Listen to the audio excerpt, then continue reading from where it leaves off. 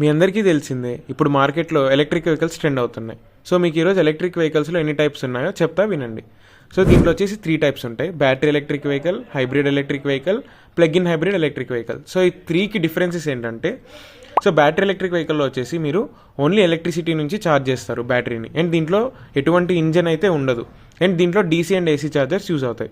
And hybrid electric వెహికల్లో వచ్చేసి petrol engine ఉంటుంది అండ్ బ్యాటరీ కూడా ఉంటుంది.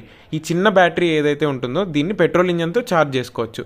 సో కొంచెం దూరం బ్యాటరీతో నడుస్తుంది, అండ్ తర్వాత ఎప్పుడైతే బ్యాటరీలో ఛార్జింగ్ అయిపోతుందో అప్పుడు బ్యాటరీ ఛార్జ్ అవుతూ అండ్ పెట్రోల్ ఇంజన్తో కార్ అనేది రన్ అవుతుంది.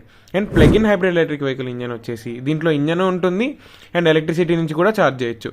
హైబ్రిడ్ ఎలక్ట్రిక్ వెహికల్స్లో మీరు బయట నుంచి ఛార్జ్ చేయలేరు, బట్ PHEVలో మీరు బయట నుంచి కూడా ఛార్జ్ చేసుకోవచ్చు అండ్ మీడియం బ్యాటరీ ప్యాక్ ఉంటుంది. సో ఇవి టైప్స్. నా బెస్ట్ ఒపీనియన్ వచ్చేసి హైబ్రిడ్ ఎలక్ట్రిక్ వెహికల్. దీంట్లో బ్యాటరీ అయిపోతుందనే భయం ఉండదు. సో ఇది మ్యాటర్. ఇంకా ఇలాంటి ఇన్ఫర్మేటివ్ వీడియోస్ కోసం ఛానల్ సబ్స్క్రైబ్ చేయండి.